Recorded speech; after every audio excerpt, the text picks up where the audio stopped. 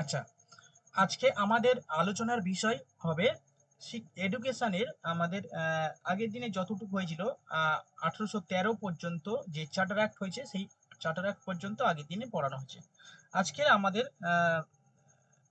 আলোচনার বিষয় হবে ওই তার পরবর্তীকালে মানে ওই 1813 পরবর্তী যে বিষয়গুলো হয়েছিল, যে ঘটনাগুলো হয়েছিল সেগুলো আমরা পড়বো বা জানবো। ঠিক আছে, তো চলো শুরু করে দিই। তো প্রথমে আমরা যেটা পড়বো সেটা হচ্ছে কি প্রাচ্য এবং পাশ্চাত্যের দ্বন্দ্ব। ঠিক আছে, ওরিয়েন্টাল ভার্সেস অসিডেন্টাল কন্ট্রোভার্সি অথবা ইস্টার্ন ভার্সেস ওয়েস্টার্ন যে কন্ট্রোভার্সি রয়েছে এডুকেশন সিস্টেমের ক্ষেত্রে সেটা। তো বিষয়টা হচ্ছে 1813 সালে যে ঘটনাটা ঘটেছিল, যে শিক্ষাক্ষেত্রে 1 লক্ষ টাকা বরাদ্দ, মানে সব সব মিলিয়ে শিক্ষাক্ষেত্র মিনস হচ্ছে সমস্ত শিক্ষা, তারপরে হচ্ছে বিভিন্ন যে বিষয় শিক্ষা সম্পর্কিত যে বিভিন্ন বিষয়, সমস্ত বিষয় মিলিয়ে যে ইংরেজদের 1 লক্ষ টাকা খরচ করার কথা বলা হয়েছে। তো সেই 1 লক্ষ টাকা বরাদ্দ করতে পারেনি জিসিপিআই এর মাধ্যমে, যে কমিটিটা হয়েছিল। কেন করতে পারিনি? কারণ হচ্ছে সেখানে বলা হয়েছিল যে পার্টিকুলার কোন মাধ্যমে শিক্ষা দেওয়া হবে সেটা বলা হয়নি। সেই কারণে কি হলো, পরবর্তীকালে মানে ওই প্রাচ্যবাদী এবং পাশ্চাত্যবাদীদের মধ্যে দ্বন্দ্ব দেখা দিল। এখানে দুটো বিষয় বলা হয়েছিল, যে প্রাচীন ভারতীয় যে সাহিত্য রয়েছে, মানে পার্টিকুলার যদিও বলা হয়নি, বলেছে যে ভারতবর্ষের যে সংস্কৃতি রয়েছে, ভারতবর্ষের যে ঐতিহ্য রয়েছে সেটাকে সংরক্ষণ করা, এবং যে পণ্ডিত রয়েছে সেই পণ্ডিতদের উন্নতি সাধন করা, এদের খাতে ব্যয় করতে হবে টাকা। এটা নিয়ে প্রথম প্রাথমিক পর্যায়ে যে টাকা বরাদ্দ করার কথা বলা হয়েছিল, সেখানে বেশিরভাগ শিক্ষাবিদ যারা ভাবতো আর কি, তারা মানে সেই বিষয়টা নিয়ে চলতো যে বেশিরভাগ টাকা কি ক্ষেত্রে ব্যয় হবে, প্রাচ্য শিক্ষার ক্ষেত্রে ব্যয় হবে। তারা এটা দাবি রেখেছিল, এটা চলছিল।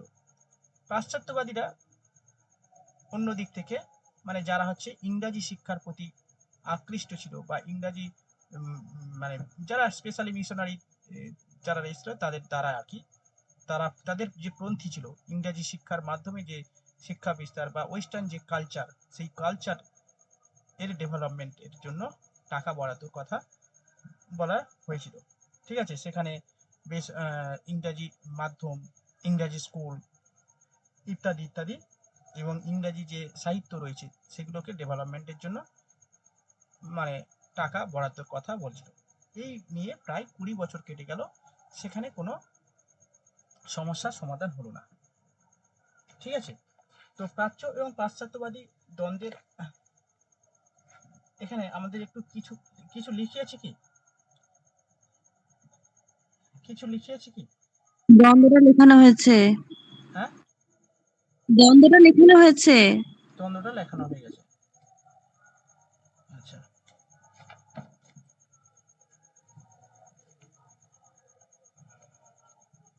আচ্ছা, এর পরবর্তীকালে আমরা যেটা আসবো সেটা হচ্ছে অ্যাডামস রিপোর্ট। ঠিক আছে, এরপরে যেটা হচ্ছে অ্যাডামস রিপোর্ট।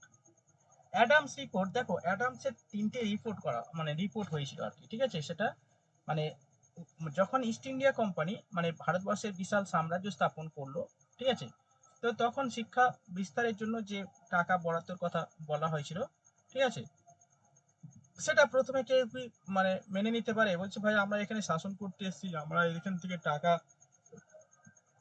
অর্থ উপার্জন করব, এখানে কেন এদের পেছনে অর্থ ইনভেস্ট করব? এটা ইনভেস্ট করা মানে তারা কেউ মেনে নিতে পারবে না, স্পেশালি ইংরেজদের যারা মানে ইংরেজদের ক্ষেত্রেই বলা হচ্ছে আর কি। ঠিক আছে, তারা তো এটা মানতে পারবে না, তাই তো। তো সেটা মানতে পারবে না, সে তো তারা তো ইচ্ছা করে মানতে অস্বীকার করতে পারবে না। সেটা কারণ হচ্ছে এটা হচ্ছে ইংল্যান্ডের পার্লামেন্ট থেকে বলে দেওয়া হয়েছে, তাই না? যে 1813 সালে বলা হয়েছিল যে ইংল্যান্ডের পার্লামেন্ট থেকে, যে তোমরা যারা ভারতবর্ষে উপনিবেশ স্থাপন করেছো, সাম্রাজ্য বিস্তার করেছো, তোমাদের দায়িত্ব বা কর্তব্য বা করতে হবে, এটা বলা হয়েছে, এই আমাদের অনুসরণ করতে হবে তোমাদের, যে ভারতবর্ষের শিক্ষা খাতে তোমাদের ব্যয় করতে হবে, টাকা ব্যয় করতে হবে। ঠিক আছে, 1 লক্ষ টাকা ব্যয় করতে হবে। ঠিক আছে, সেটা বলে দেওয়া হয়েছিল। ঠিক আছে, এর পরিপ্রেক্ষিতে কি হয়েছিল, মানে যদি এটা অনেক পরে হয়েছিল, ঠিক আছে, মানে অ্যাডামসের রিপোর্ট, ঠিক আছে, অ্যাডামস রিপোর্ট মানে কি, অ্যাডামসের 3টে রিপোর্ট হয়েছিল। ওকে, মানে অ্যাকচুয়ালি ইস্ট ইন্ডিয়া যে কোম্পানি ছিল না, ঠিক আছে, ইস্ট ইন্ডিয়া কোম্পানির প্রথম পর্যায়ে না কোর্ট অফ ডিরেক্টর মানে পদ গঠন হয়েছিল, কোর্ট অফ ডিরেক্টর, ঠিক আছে, মানে যার নির্দেশ অনুযায়ী সবকিছু চলবে, কোর্ট অফ ডিরেক্টর বলা হয়। এখানে প্রথমে সদস্য সংখ্যা কম ছিল, 2-4 জন করে ছিল, আস্তে আস্তে মানে যত চার্টার অ্যাক্ট বাড়তে থাকে, মানে সংশোধনীর মাধ্যমে সেই তার মেম্বার সংখ্যা বাড়তে থাকে। অত কিছু আমার দরকার নেই, জানার দরকার জাস্ট একটা জানতে হবে যে কোর্ট অফ ডিরেক্টর, ঠিক আছে। তো ওই কোর্ট অফ ডিরেক্টরের মানে ইস্ট ইন্ডিয়া কোম্পানির যে কোর্ট অফ ডিরেক্টর ছিল, ঠিক আছে, এই কোর্ট অফ ডিরেক্টর আমাদের মানে বাংলাতে স্পেশালি, ঠিক আছে, বাংলাদেশ মানে বাংলা, আমাদের বাংলাদেশ বলতে আমাদের তখনকার দিনে এই পশ্চিমবঙ্গ বাংলাদেশ সব একসঙ্গে ছিল, ঠিক আছে, পূর্ববঙ্গ যেটাকে বলা হয়, হয়েছে। ওই কোর্ট অফ ডিরেক্টরের নির্দেশ অনুযায়ী, ঠিক আছে, আমাদের যে মানে আমাদের যে বাংলা প্রদেশের যে গভর্নর ছিলেন, ঠিক আছে, লর্ড উইলিয়াম বেন্টিং, ঠিক আছে, লর্ড উইলিয়াম বেন্টিং এর আদেশে উইলিয়াম মানে অ্যাডামস বলে একজন ব্যক্তি ছিল, তিনি হচ্ছে এডুকেশন রিলেটেড একজন মানে শিক্ষা সম্পর্কিত সচিব আর কি, শিক্ষা সচিব জন অ্যাডামস, ঠিক আছে। অ্যাডামস হচ্ছে কি হলো, এই যে মানে খ্রিস্টান যে মিশনারিরা ছিল বা ইত্যাদি, মানে যারা শিক্ষা সম্পর্কিত শিক্ষা ডেভেলপমেন্টের জন্য এসেছিল, তাদের মানে ওই অ্যাডাম সমেত হচ্ছে যে যারা মিশনারিরা ছিলেন, যারা হচ্ছে শিক্ষা বিস্তারের জন্য ভারতবর্ষে কাজ করতো, তাদেরকে সঙ্গে নিয়ে একটা রিপোর্ট তৈরি করে, মানে কোথায় কোথায় শিক্ষা দিতে হবে, কত কি করতে হবে না করতে হবে, যেটা লর্ড উইলিয়াম বেন্টিং, দেখো লর্ড উইলিয়াম বেন্টিং কিন্তু একটু এডুকেটেড, মানে ভারতবর্ষের শিক্ষা বা শুধু শিক্ষা না, সমস্ত কিছু ডেভেলপমেন্টের জন্য, যেমন আমাদের সতীদাহ প্রথা, সতীদাহ প্রথা তো নাকি কে রদ করেন? হ্যাঁ, রামমোহন। রামমোহন রয়। রামমোহন হ্যাঁ, সে তার সহায়তা কার ছিল? লর্ড পেন্টিং মানে পেন্টিং পেন্টিং এর সহায়তায় লর্ড পেন্টিং এর সহায়তায়। হ্যাঁ হ্যাঁ, এইগুলো হয়েছিল। তো এরকম আর স্যার কি। বেন্টিং তো পরে অ্যাডামস রিপোর্টটা বোধহয় মেনে নেয়নি, তবে ম্যাকলেটটাকেই তো লাস্টে মেনে নিল। হ্যাঁ মানে অ্যাডামসটা তো ভালো কথা বলেছিল, প্রাচ্যের দিকে বলেছিল, হ্যাঁ কিন্তু হ্যাঁ ম্যাকলে তো মানে হ্যাঁ প্রাশ্চাত্যের ওপর বলেছিল, লাস্টে ওটাই মেনে নিয়েছিল। অ্যাডাম অ্যাকচুয়ালি স্যার রামমোহনের সঙ্গে ভালো সখ্যতা ছিল, হ্যাঁ এই জন্য ভারতীয়দের পক্ষে কথা বলেছিল আর কি। হ্যাঁ, মানে আহ, না, রামমোহন ইংরেজি শিক্ষার মানে সাপোর্ট ছিলেন, রামমোহন রায়, সেই কারণে তো রামমোহন রামমোহন রায় প্রাচ্য শিক্ষার মানে সাপোর্টার ছিল না। রামমোহন রায়, রামমোহন রায় কিন্তু ইংরেজি শিক্ষারই সাপোর্টার ছিলেন, মানে পাশ্চাত্য যে দর্শন রয়েছে, মানে আমাদের যে ভারতীয় সংস্কৃতি সেটাকে অস্বীকার করেনি, কিন্তু পাশ্চাত্য সংস্কৃতিকে তিনি মানে স্বাগত জানিয়েছিলেন, ঠিক আছে। আর অ্যাডামস প্রাচ্য মানে আমাদের যে দেশীয় যে কালচার রয়েছে, দেশীয় যে মানে মাতৃভাষা, তার মাধ্যমে শিক্ষার কথা বলা হয়েছিল, মানে বলেছিল, এবং তার উপর ভিত্তি করে তার 3টে রিপোর্ট প্রকাশ হয়েছিল আর কি। কিন্তু তার পরবর্তীকালে লর্ড উইলিয়াম বেন্টিংও কিন্তু ওই লর্ড ওই যে হচ্ছে মেকলেমিনিটস, ঠিক আছে, মেকলেমিনিটসকে তিনি আরো বেশি সমর্থন করেছিলেন আর কি, লর্ড উইলিয়াম বেন্টিং, ঠিক আছে। এও ছিলেন একজন শিক্ষক। স্যার বলছি মিডলে মিনিটে কি বলা হয়েছিল একটু যদি মেকলেমিনিটসে কি বলেন। বলা হয়েছিল একটু পরে আসবো, কারণ দুটো একসঙ্গে গুলিয়ে যাবে, অ্যাডামসটা লিখে দিই তারপর মেকলেমিনিটস আসছে, বোঝা গেল? আচ্ছা, তো একটু লিখে নাও। অ্যাডামস আগে তো চার্টার অ্যাক্ট হবে না, 1833 চার্টার অ্যাক্ট। হ্যাঁ, 1833 চার্টার অ্যাক্ট, মানে ওই চার্টার অ্যাক্টের সঙ্গে মেকলেমিনিটস দেখাবো, তার আগে এই 3টে অ্যাডামসের রিপোর্ট একটু একটু লিখে দিই যা। আচ্ছা আচ্ছা ঠিক আছে। চলো লেখো, অ্যাডামস রিপোর্ট হেডিং করো। 1900 না, 1835 থেকে 1838। অ্যাডামস রিপোর্ট হেডিং করো 1835 থেকে 1838।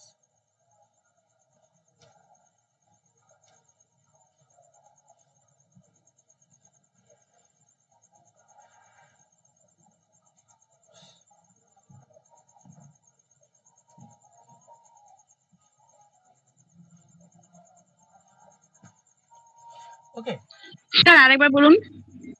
লেখো অ্যাডামস রিপোর্ট 1800। স্যার আরেকবার। লেখো অ্যাডামস রিপোর্ট 1835 থেকে 1838।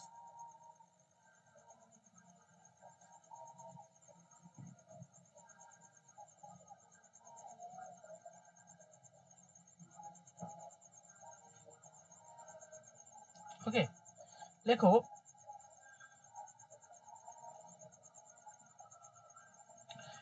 ইস্ট ইন্ডিয়া কোম্পানির court of director, east India কোম্পানির কোর্ট অফ ডিরেক্টরের নির্দেশে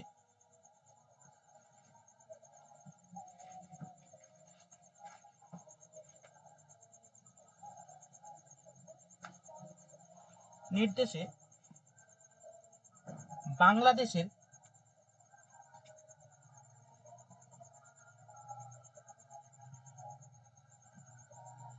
গভর্নর, স্যার আরেক বলবেন? লেখো ইস্ট ইন্ডিয়া কোম্পানির কোর্ট অফ ডিরেক্টরের নির্দেশে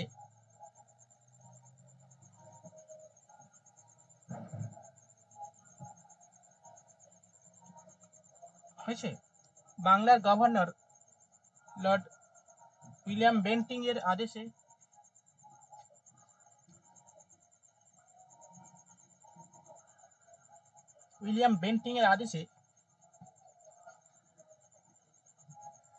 উইলিয়াম অ্যাডামস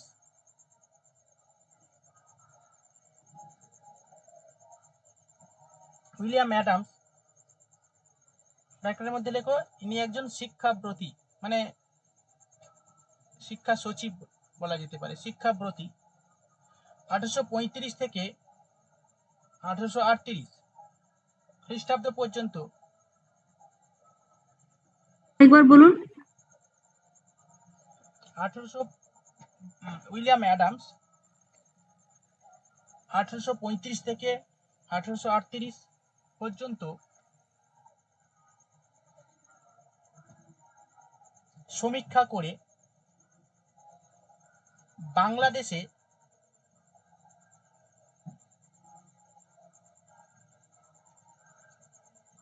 দেশজ শিক্ষা ব্যবস্থা, মানে দেশজ মানে কি বলতো, আমাদের যে প্রাচ্য, ব্র্যাকেটের মধ্যে লেখো প্রাচ্য, দেশজ শিক্ষা ব্যবস্থা সম্পর্কে 3টি প্রতিবেদন প্রকাশ করে।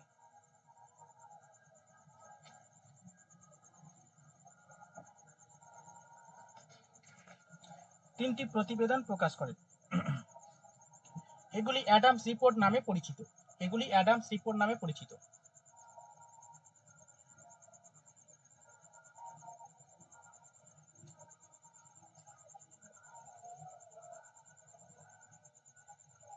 হয়েছে? এবার লেখো, এবার হেডিং করো প্রথম রিপোর্ট, অ্যাডামসের প্রথম রিপোর্ট।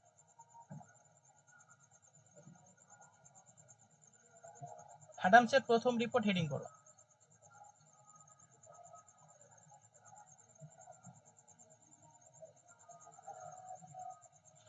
ওকে, এটা কত সালে প্রকাশ হয় লেখো 1935 সালে 1 জুলাই। 1935 সালে 1 জুলাই। 1835। ও সরি, 1835, চলো 1800 আবার 19, লেখো 1835 সালে 1 জুলাই এই রিপোর্ট পেশ করা হয়।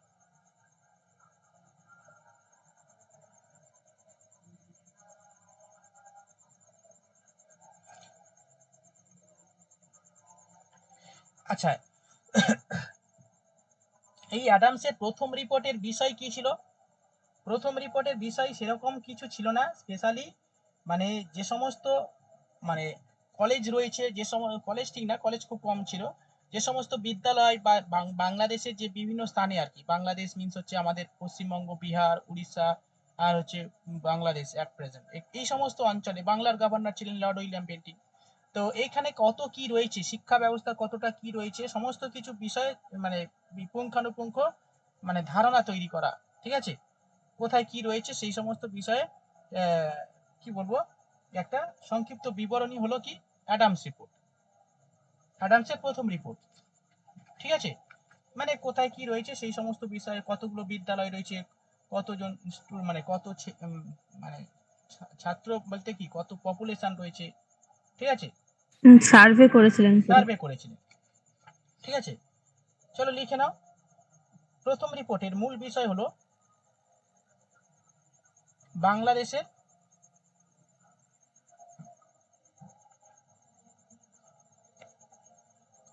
শিক্ষা সম্পর্কিত সার্ভে বা সমীক্ষা।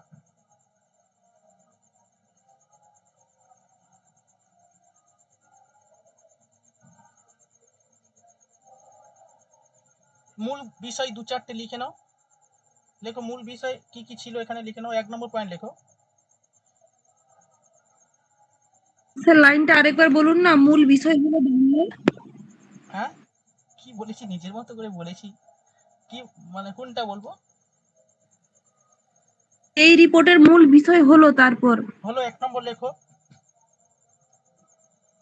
হয়েছে, লেখো লেখো। মূল বিষয় ছিল 1 নম্বর লেখো, আগে কতগুলি সরকারি বেসরকারি। আপনি বাংলার কি একটা বললেন, বাংলাদেশের নাকি বাংলাদেশের শিক্ষা সম্পর্কিত সমীক্ষা। আচ্ছা ওটা বলে দাও তো একটু। হ্যাঁ, বাংলাদেশের শিক্ষা সম্পর্কিত সমীক্ষা।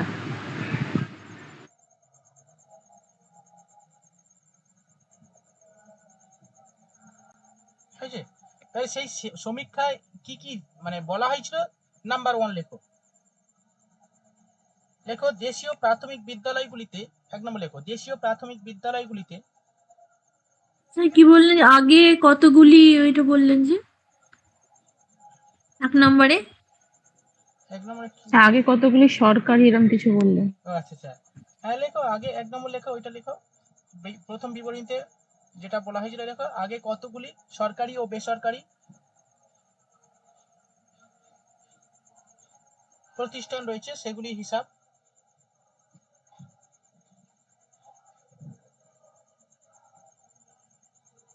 নাম্বার 2 লেখো, দেশীয় বিদ্যালয়গুলি, দেশীয় প্রাথমিক লেখো, দেশীয় প্রাথমিক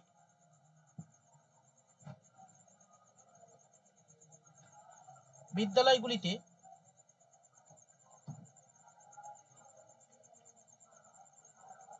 প্রাথমিক জ্ঞানের আলোচনা হতো।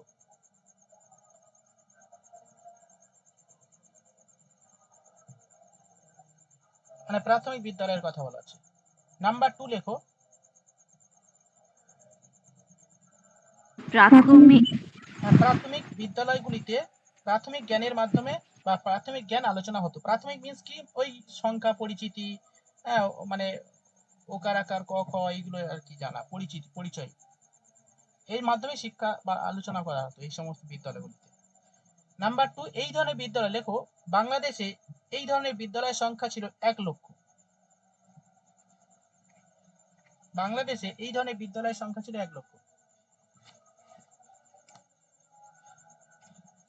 প্রাথমিকটা বলছেন? হ্যাঁ প্রাথমিক, বাংলাদেশে এই ধরনের বিদ্যালয়ের সংখ্যা ছিল 1 লক্ষ।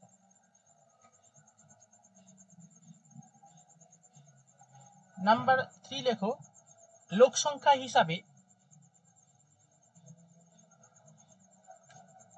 আজকে তোমাদের ক্লাস নেওয়া উচিত হয়নি। আজকে তো তোমাদের ঈদ মানে কেনাকাটা সব প্রিপারেশন হয়ে গেছে সহেলি? স্যার পরশু দিনটা ছুটি দেবেন। আচ্ছা দেখছি, চেষ্টা করবো। হ্যাঁ স্যার উপোস করে ক্লাসটা করতে পারবো না। হ্যাঁ হ্যাঁ সহেলি, বলছি ওই দেশীয় প্রাথমিক বিদ্যালয়গুলিতে প্রাথমিক জ্ঞান আলোচনা হতো। এর সাথে কি বাংলাদেশে এই ধরনের বিদ্যালয় ছিল, সংখ্যা ছিল 1 লক্ষ? না না ওটা আলাদা? পরের পয়েন্ট। হ্যাঁ এটা আলাদা? হ্যাঁ আলাদা পয়েন্ট, ঠিক আছে। 3 নম্বর পয়েন্ট। নেক্সট লেখো, লোকসংখ্যা লেখো, লোকসংখ্যা হিসাবে প্রতি 400 জনের জন্য একটি বিদ্যালয় ছিল। প্রতি 400 জনের জন্য একটি বিদ্যালয় ছিল, তার মানে কত ভালো সিস্টেম ছিল তখন। দেখো 400 জনে একটা বিদ্যালয়, ভাবা যায়? আর এখন আমরা আধুনিক যুগে বসবাস করেও। স্যার আমার মা যে স্কুলে চাকরি করেন, হ্যাঁ ওই স্কুল 280 বছরের পুরনো। 280 বছরের পুরানো? কোন স্কুল, মানে প্রাইমারি স্কুল না মানে হাই স্কুল? প্রাইমারি। তখনকার তাহলে এই বিদ্যালয়, বুঝলে, বাংলাদেশের এই তখনকার দিনে এই বিদ্যালয় 280 বছর মানে 300 বছর প্রায়। বড় স্কুল নাকি ছোট হয়ে আছে এখনো? বিশাল এরিয়া, মানে অনেক জমি সম্পত্তি, স্কুলের মানে অনেক সম্পত্তি। হ্যাঁ প্রাইমারি স্কুল যেমন হয় দোতলা বিল্ডিং তেমন, হ্যাঁ, কিন্তু মানে স্কুলের সম্পত্তি পরিমাণ অনেক। তাহলে তখনকার দিন স্কুল হবে এরকম। হ্যাঁ, ঠিক আছে, তখনকার দিনে এইরকম ছিল সিস্টেম। তারপর লেখো 4 নম্বর পয়েন্ট লেখো, গ্রামের সংখ্যা হিসাবে প্রতিটি গ্রামের জন্য একটি বিদ্যালয় ছিল। সরি, প্রতি 3টি গ্রামে একটি বিদ্যালয়, প্রতি 3টি গ্রামের জন্য একটি বিদ্যালয়, প্রতি 3টি গ্রামের জন্য একটি বিদ্যালয়, মানে 3টে গ্রাম মিলে একটা বিদ্যালয় হবে। বাহ, তাহলে কি 3টে গ্রাম মিলে 400 জন লোক ছিল? কম পপুলেশন তো তখন, তখন মানে তখন 400 মানে বিশাল ব্যাপার, ঠিক আছে, তখন পপুলেশন কম ছিল তো, স্বাধীনতা মেয়েরা তো তখন পড়াশোনাও করতো না তখন, মেয়ে না, মানে এত কম্পিটিশন ছিল না তো। তখন মেয়েদের শিক্ষাই ছিল না। না, কম্পিটিশনের কথা বলছি না, প্রতি 400 জন মানে কি স্টুডেন্ট 400 না গ্রামের লোক সংখ্যা 400? প্রতি 400 জন, প্রতি 400 জন পপুলেশন হলে আর কি, প্রতি 400 জনের জন্য একটি বিদ্যালয়, মানে হ্যাঁ স্যার, ওটা স্টুডেন্ট স্যার। হুম। অবশ্যই গ্রামের পপুলেশন। আর 3টি গ্রাম মিলে একটি, এটা তো একদম সঠিক, কারণ তো তখন শুনেছি সবাই হেঁটে হেঁটে পরে পাশের গ্রাম দূরে দূরে যেত সবাই পড়তে, যারা পড়তো। হুম, তাহলে কি ওটা স্যার লোক সংখ্যা হিসেবে, নাহলে কি ওটা কি ছাত্র সংখ্যা হবে, নাহলে 400 জনের? লোক সংখ্যা হিসাবে প্রতি 400 জনের জন্য একটি বিদ্যালয়। লোক সংখ্যা হিসাবে বলতে আহ, দেখো, লোক সংখ্যা হিসাবে বলতে পপুলেশনের, একটা বাড়িতে তো 25 জন সদস্য হবে, কি করে 400 জন, 3টা গ্রামে 400 জন হয়?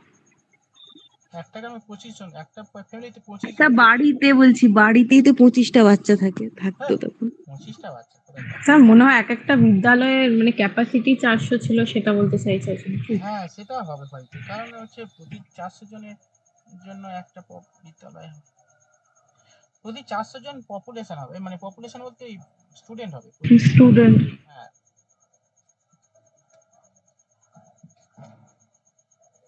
তাহলে ওটা ছাত্র সংখ্যা।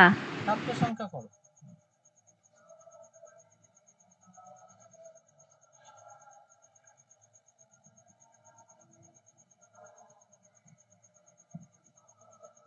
দেখো, অ্যাডামসের প্রথম বিবরণীতে, পরের পয়েন্ট। হ্যাঁ পরের পয়েন্ট, অ্যাডামসের প্রথম বিবরণীতে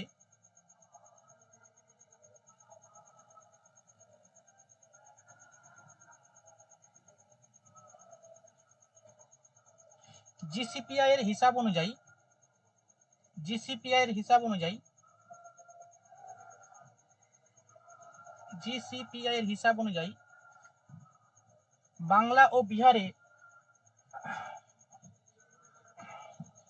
বাংলা ও বিহারের 4 কোটি লোকের জন্য 1 লক্ষ পাঠশালা, 4 কোটি লোকের জন্য 1 লক্ষ পাঠশালা ও মক্তব ছিল। 4 কোটি 4 কোটি লোকের জন্য একটি 1 লক্ষ পাঠশালা ও মক্তব ছিল, মক্তব ছিল।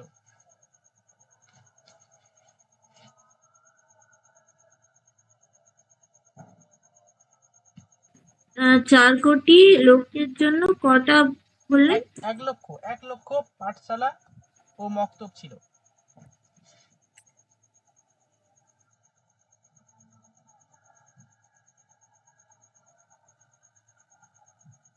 পাঠশালা ও মক্তব, মক্তব ছিল।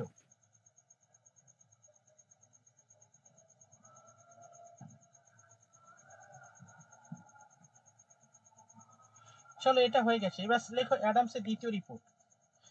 আচ্ছা, রিপোর্টগুলো অত পরীক্ষায় পড়বে না তো, সেই কারণে আমরা অত কিছু লিখবো না, জাস্ট কত সালে প্রকাশ হয়েছে রিপোর্টগুলো সেটা লিখবো, এই সেকেন্ড এবং থার্ড রিপোর্টগুলো, ঠিক আছে। চলো লেখো, লেখো অ্যাডামসের দ্বিতীয় রিপোর্ট, হেডিং করো।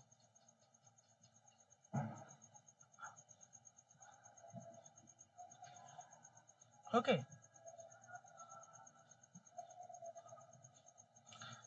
আচ্ছা লেখো 1835 সালে 23 আমি একটু বলুন, ওনার নাম অ্যাডামস না অ্যাডাম?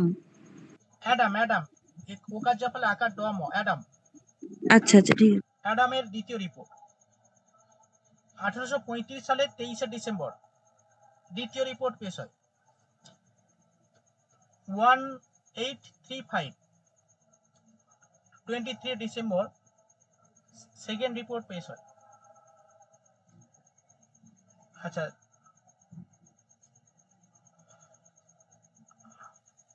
দুটো একটা মেন মেন জিনিসগুলো লেখাবো, বেশি লেখাতে হবে না, মানে বেশি লেখাবো না, জাস্ট লেখো কোথায়, মানে লেখো 1 নম্বর পয়েন্ট লেখো, মানে না না লিখলে নয়, তবে একটু লিখতে হবে, ঠিক আছে, জাস্ট একটু জানার জন্য। হ্যাঁ লেখো, মানে এই যে অ্যাডামসের দ্বিতীয় রিপোর্ট, এই রিপোর্টটা কোথায় এটা করা হয়েছিল, মানে কোন জায়গার ওপর করা হয়েছিল, এটা লেখো বাংলাদেশের, লেখো কেন্দ্রস্থল ছিল বাংলাদেশের রাজশাহী জেলার নাটোর থানা। বাংলাদেশের রাজশাহী জেলার নাটোর থানা, মানে এখানকার এডুকেশন যে সিস্টেম সেটা নিয়ে বিবরণ দেওয়া হয়েছে এই রিপোর্টে। নাটোর নাটোর থানা, বাংলাদেশের রাজশাহী জেলার নাটোর থানা।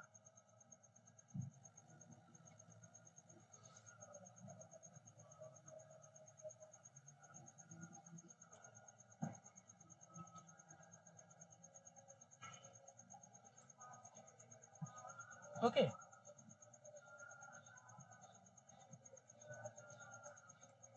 আচ্ছা লেখো 2 নম্বর রিপোর্ট লেখো, প্রাথমিক বিদ্যালয় ছিল 27টি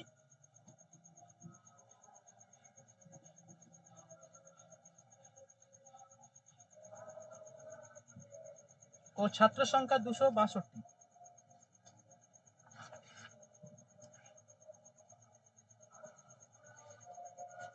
অনেক কিছু ছিল, হ্যাঁ 262। হ্যাঁ 262 বিদ্যালয় কটা ছিল? বিদ্যালয়, 262? হ্যাঁ গ্রামের সংখ্যা ছিল। আচ্ছা অত কিছু লাগবে না, এগুলো লাগবে না, এগুলো ফালতু আমি দিয়ে তোমাদেরকে মাথা মানে চাপ দিচ্ছি, জাস্ট একটু আমি কয়েকটা কথা বলছি, এগুলো দরকার নেই, এগুলো পড়তে হবে না, কারণ পরীক্ষায় পড়বে না, ঠিক আছে, জাস্ট এই সালটা করে নেবে কত সাল, ব্যাস এইটা। আচ্ছা যেটা মানে আমি একটু বলছি, তোমরা একটু শোনো, একটু মনে রাখবে, মাথায় থাকবে। দেখো এই নাটোর যে থানা ছিল সেখানে যে গ্রাম ছিল প্রায় 485টা গ্রাম ছিল, ঠিক আছে, এই 425টা গ্রামের মানে পুরো ডিটেলস, কটা কটা কতগুলো বিদ্যালয় ছিল, প্রাথমিক বিদ্যালয়, কত লোক সংখ্যা ছিল, এগুলো একটু হ্যান ত্যান একটু পুরো ডিটেলস এখানে বলা হয়েছে। রিপোর্ট মানে কি, কটা কতগুলো পপুলেশন, কটা বিদ্যালয়, কটা গরু ছাগল, ছেলেমেয়েরা কটা পড়াশোনা করে, মানে গরু ছাগল বলতে কি সেন্স, আসলে গরু ছাগল হতো এখানে, এই সেন্সাস হচ্ছে না তো, এখানে হচ্ছে ওই শিক্ষা, কতগুলো বিদ্যালয় আছে, কতগুলো প্রাথমিক বিদ্যালয়, কতগুলো টোল, কতগুলো মাদ্রাসা মক্তব, এগুলো হচ্ছে কতগুলো বাংলা মিডিয়াম, কতগুলো ইংরাজি মিডিয়াম, কতগুলো ফরাসি মিডিয়াম বিদ্যালয় ছিল সেগুলো, এবং তার পপুলেশন মানে কতগুলো স্টুডেন্ট আছে, এগুলো ডিটেলস আলোচনা করা হয়েছিল, ঠিক আছে। আর হচ্ছে বিদ্যালয়, ধরো কত ছেলেদের, মেয়েদের কোনো পড়াশোনা ছিল না, ঠিক আছে, মানে নারী শিক্ষা কোনো প্রচলন ছিল না, এটা একটু মনে রাখতে হবে, তখন কোনো নারী শিক্ষা প্রচলন ছিল না, ঠিক আছে। টোল ছিল, আর মানে হচ্ছে ওই মক্তব ছিল, এইরকম কত মক্তব, কত এইগুলো, এই সমস্ত বিষয় হচ্ছে ইনফরমেশন আছে। ওকে, এখান থেকে আর কিছু লিখতে হবে না, চলো। কি বললেন, মক্তব না কি বললেন? মক্তব, হ্যাঁ মক্তব মানে কি বলতো, এই দেখো আমাদের মানে হিন্দুদের যে শিক্ষা প্রতিষ্ঠান, সেই প্রাথমিক শিক্ষা প্রতিষ্ঠান, এটাকে ইয়ে বলে, মাদ্রাসার প্রাথমিকটাকে বলা হয় মক্তব। হ্যাঁ ওইটাকে টোল বলে, মানে যেটা মানে হিন্দুদের যেটা শিক্ষা ব্যবস্থা সেটা হচ্ছে টোল, মানে যেটা গুরু গৃহে যেটা, আর মুসলমানদের, গুরুকুলে যেটা পড়াশোনা হতো সেটাই মানে হ্যাঁ মক্তব। না, গুরুকুলে কি মক্তব, ওটা তো না স্যার মানে আমাদের তমলুকে সম্প্রদায় আছে একটা তাম্রলিপ্ত মক্তব, ওটা তো প্রাইমারি স্কুল সরকারি। স্যার কি বলছেন বলুন। স্যার ওই ওটাই প্রথাগত ভাবে আগে মক্তব যেগুলো এখন সরকারি, সেগুলো স্বাধীনতার পর সরকার অধিগ্রহণ করেছে, কিন্তু এগুলো মানে স্থানীয় স্থানীয় যে মানুষের দ্বারাই এগুলো গঠিত হয়েছিল স্বাধীনতার উত্তর সময়ে। হ্যাঁ, আচ্ছা, মানে এটা যে কেউ মানে যে কোনো ধর্মের মানে হ্যাঁ স্যার হ্যাঁ বল।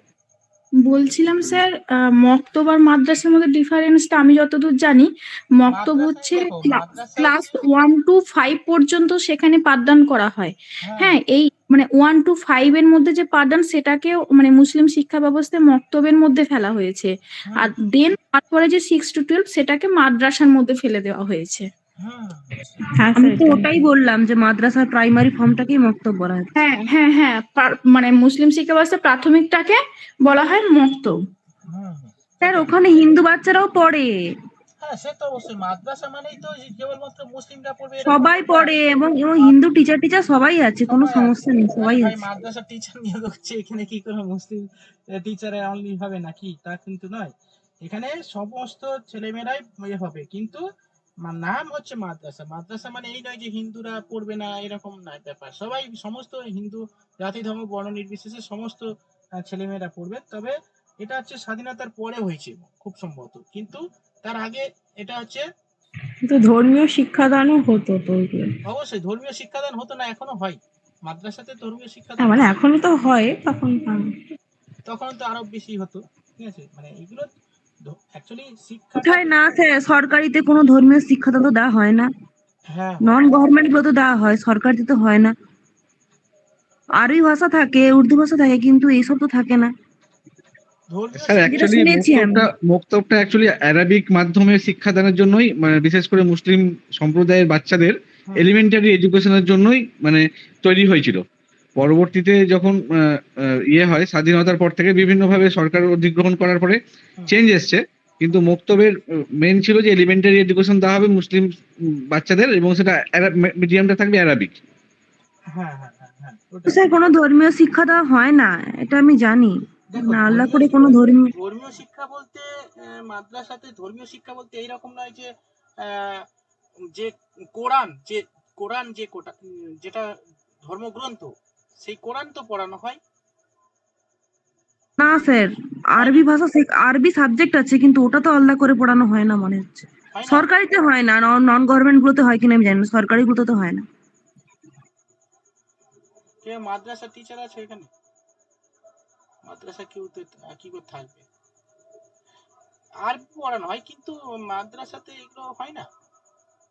স্যার না স্যার, মাধ্যমটা আরবি, মানে পাঠদানের মাধ্যমটা আমরা যেমন বাংলা মিডিয়াম বা ইংলিশ মিডিয়াম হয়, হুম মক্তবের মিডিয়াম অফ ইনস্ট্রাকশনটা ছিল আরবি। হুম এখন পরবর্তীতে বিভিন্ন সময় কি হয়, মানে সরকারের বিভিন্ন সিদ্ধান্তে এগুলো পরিবর্তিত হতে যাচ্ছে, মানে হচ্ছে হুম অ্যাজ সিচুয়েশন ডিমান্ডস। কিন্তু বেসিক যদি আপনি অরিজিনটা দেখেন, তাহলে এটা মক্তবটা অ্যাকচুয়ালি ইনস্ট্রাকশনের মিডিয়ামটাই ছিল আরবিক। হ্যাঁ, হ্যাঁ পরবর্তীতে ছাত্র সংখ্যা কম হতে পারে বা অনেক মিশনে ট্রান্সফার হয়ে যেতে পারে স্টুডেন্টরা, সেই কারণে লোকাল ডিমান্ড বা সিচুয়েশন অনুযায়ী চেঞ্জ হতে পারে, কিন্তু তৈরি হয়েছিল মানে অ্যারাবিক মাধ্যমে ইনস্ট্রাকশন দেওয়ার জন্য মক্তবগুলো হয়েছিল, এবং এলিমেন্টারি এডুকেশন, মানে হুম একজন ম্যাডাম বললেন খুব অ্যাপ্রোপ্রিয়েটলি বললেন, এটা হাই না, মানে এলিমেন্টারি, যেটা আমাদের হ্যাঁ 1 থেকে 4 বা 5 হ্যাঁ হ্যাঁ এরকম। হ্যাঁ হ্যাঁ, সেটা তো জানা আছে।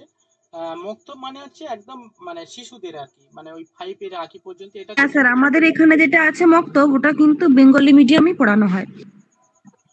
আচ্ছা, আমাদের এখানেও মাদ্রাসা আছে, মাদ্রাসাতে ওখানে তো ওই তো ইয়ে। আপনার মাদ্রাসাটা কি সরকারি না বেসরকারি সেটা আগে জানুন। বেসরকারি আমাদের এখানে পাঁশকুড়াতে আছে একটা, ওখানে সমস্ত ধর্ম শিক্ষা দেওয়া হয়, কিন্তু আমাদের এখানে যেটা আছে মানে তমলুকের কাছে যেটা, ওখানে কিন্তু হয় না। আচ্ছা। এটা আমি জানি স্যার, সরকারিতে হয় না, এটা আমি জানি। সরকারিতে সরকারি বই পড়ানো হয়। হুম হুম, আচ্ছা, অনেকে জানা নেই মাদ্রাসা রিলেটেড। ঠিক আছে, তো যাই হোক আর কি। এবার চলো, এবার লেখো অ্যাডামসের তৃতীয় রিপোর্ট। অ্যাডামসের তৃতীয় রিপোর্ট লেখো, থার্ড রিপোর্ট লেখো। 1938 সালে এটি প্রকাশ হয়। 1938 সালে তারিখটা লেখো, 1938 সালে 28 এপ্রিল অ্যাডামসের তৃতীয় রিপোর্ট প্রকাশ হয়।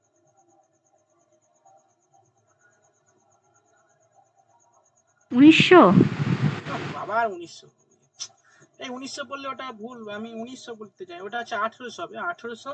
38 38 সালের কত বললেন তারিখটা? 28 এপ্রিল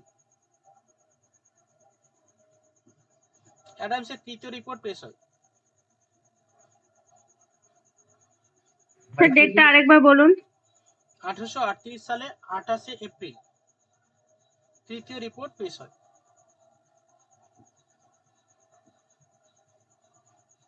ব্যাস। আচ্ছা এই সময়, আচ্ছা এখানে লিখে নাও, এই সময় সাক্ষরতা ছিল 8 থেকে 12%। এটা লিখে নাও, আর কিছু লিখতে হবে না।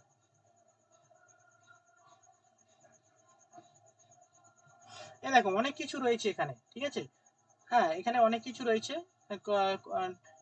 টিচার এবং স্টুডেন্টের অনুপাত কত ছিল তখন? প্রতি 73 জন স্টুডেন্ট পিছু একজন টিচার ছিল। মানে এই যে রিপোর্ট, এই রিপোর্টে বলা হয়েছে যে প্রতি 73 জন স্টুডেন্ট প্রতি একজন টিচার নিয়োগ ছিল। এবং হচ্ছে এই যে রিপোর্টটা, এই রিপোর্টটা স্পেশালি করা হয়েছিল কোথায়? এই মুর্শিদাবাদ, বর্ধমান, বীরভূম, বিহার, এই সমস্ত অঞ্চল জুড়ে এই রিপোর্টটা, তৃতীয় রিপোর্টটা।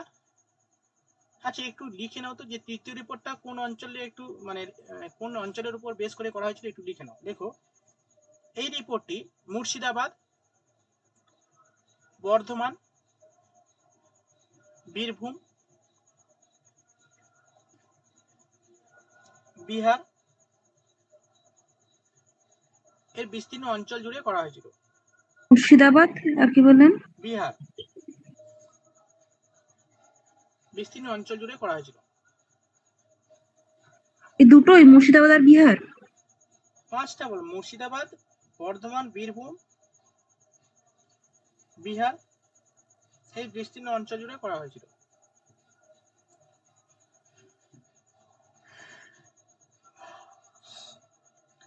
ওকে। আর সাক্ষরতার হার লেখো 8 থেকে 12% ছিল। স্যার সেকেন্ড রিপোর্টে কি নারী শিক্ষার প্রচলন ছিল না বললেন? না না, নারী শিক্ষার প্রচলন ছিল না।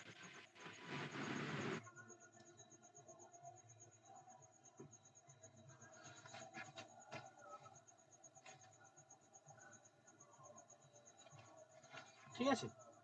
আচ্ছা এবার চলো আর উচ্চশিক্ষার জন্য মানে উচ্চশিক্ষা বলতে টোল ছিল। উচ্চশিক্ষার জন্য 300, লেখো উচ্চশিক্ষার জন্য 190টি টোল ছিল। টোল মানে যেখানে সংস্কৃতি পাঠ হয়। স্যার কোথায় এটা? থার্ড লিখবো? থার্ড রিপোর্টে? থার্ডে, হ্যাঁ থার্ডে লেখো উচ্চশিক্ষার জন্য 190টি টোল ছিল।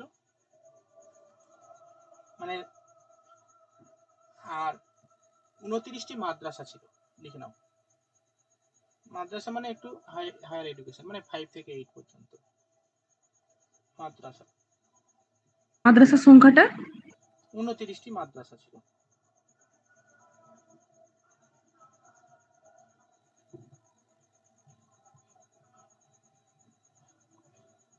ওকে চলো। আর টোলের সংখ্যা 190, তাই তো? হ্যাঁ হ্যাঁ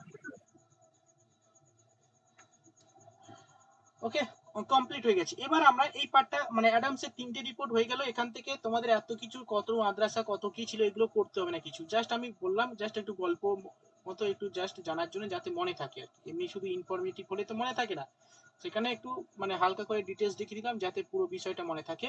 সালটা করতে হবে অ্যাডামসের রিপোর্ট, ঠিক আছে, কোন কত সালে প্রকাশ করে, ব্যাস হয়ে গেল।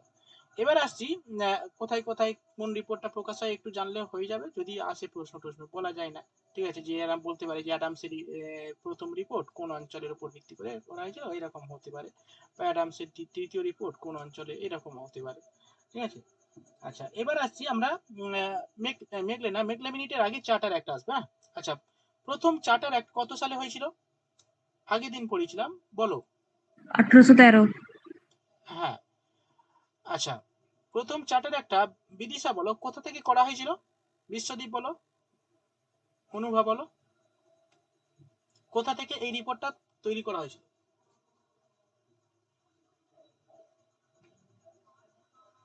বলো এনিওয়ান। আচ্ছা ইয়ে বলো, সোহেলি বলো, সঙ্গীতা বলো। স্যার 13 এবং 43 নম্বর ধারা থেকে।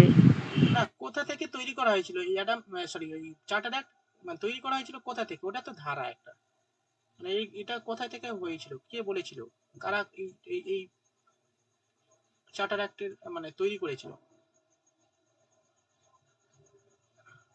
ফারিন বলো, ফারিন ক্লাসে আছো না? নেই।